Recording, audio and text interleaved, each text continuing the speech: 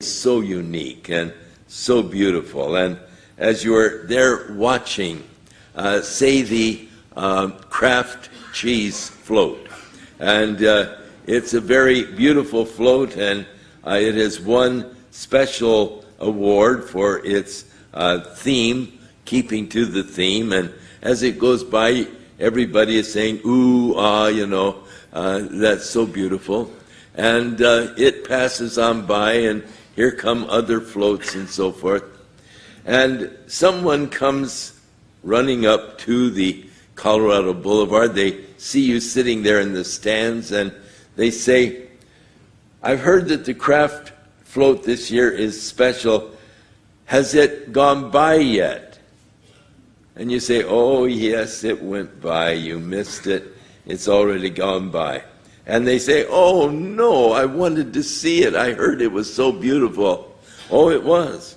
Oh, I wanted to see it. Well, tell you what, if you go ahead down Colorado Boulevard and then come back up to Colorado Boulevard, you can probably see the Kraft float, because it should be getting down there, in a little while. So you have to go ahead to see what is past.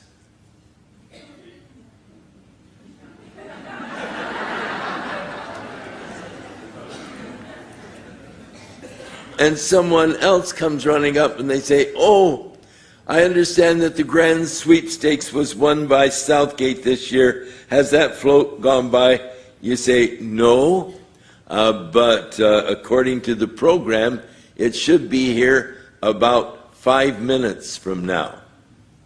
And they say, oh, well, I wanted to see it right now. Well, if you go back up Colorado Boulevard, then you can probably see it now. So that which is future is, you can see it by going back on the parade route. You can see, and it's one of those crazy things. Now, if you could get in the Goodyear blimp and go high above Colorado Boulevard, you could see the whole parade as it is moving down Colorado Boulevard.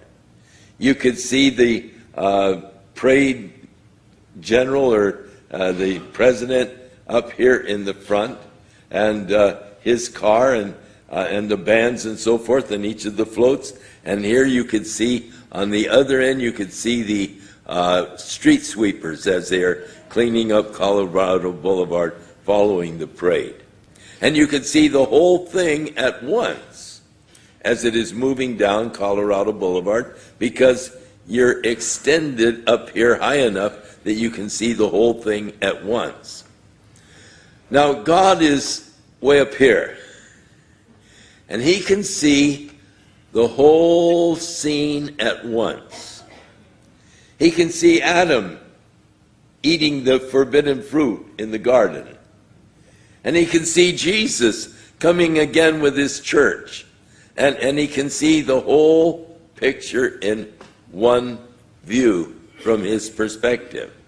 And that is why God is able to tell you things that have not yet happened. He can tell you what's going to happen because he can see the whole progress of the universe and of time in just the one view. So that in describing God, it describes him as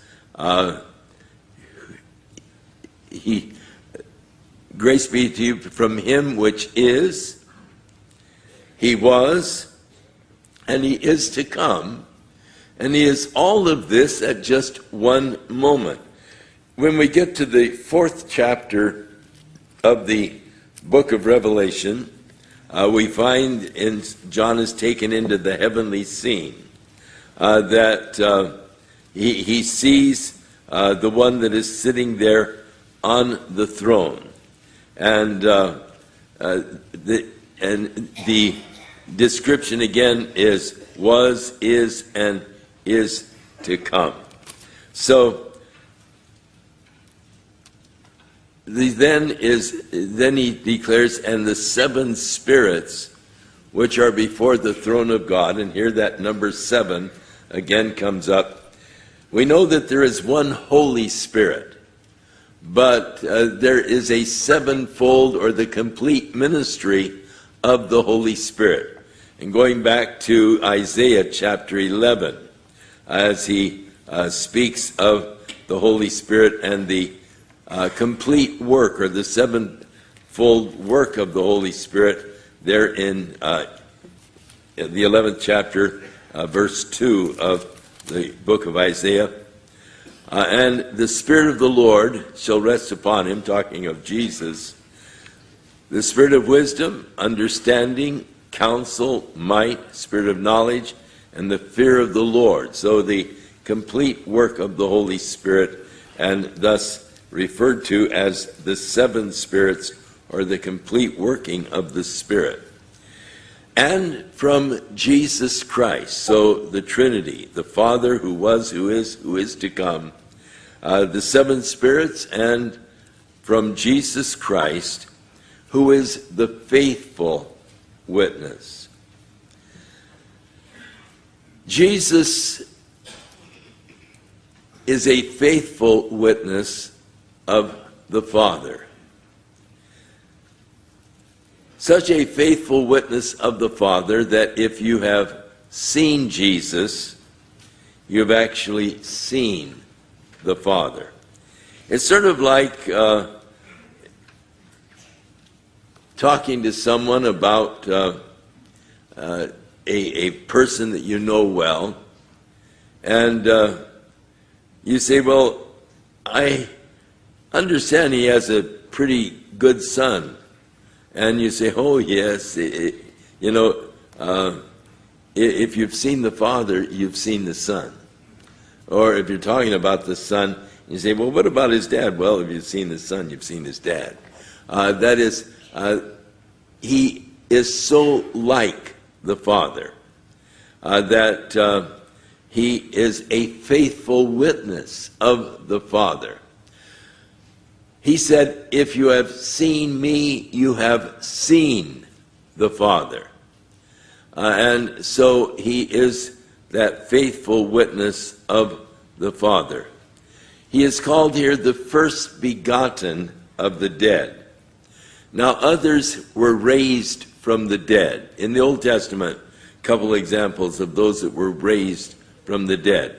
In the New Testament, with Jairus' daughter and the raising of her from the dead, and Lazarus, the raising of Lazarus from the dead by Jesus.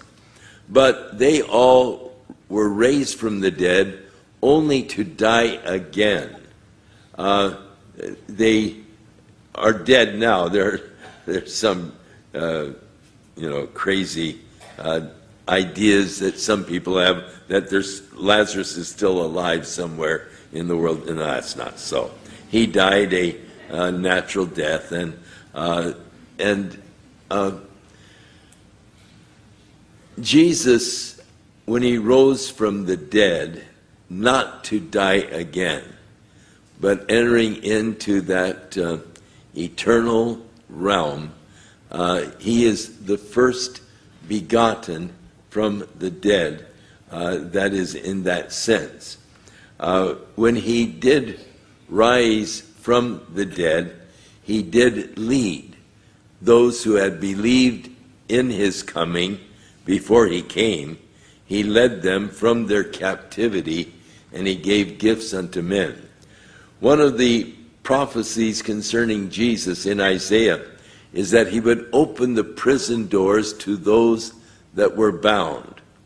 You see, prior to the death of Jesus, it wasn't possible for man to enter into heaven.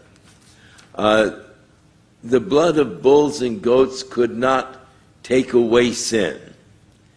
They could demonstrate the faith of the believer as he looked forward to the sacrifice of Jesus Christ that would take away sins. And so they were all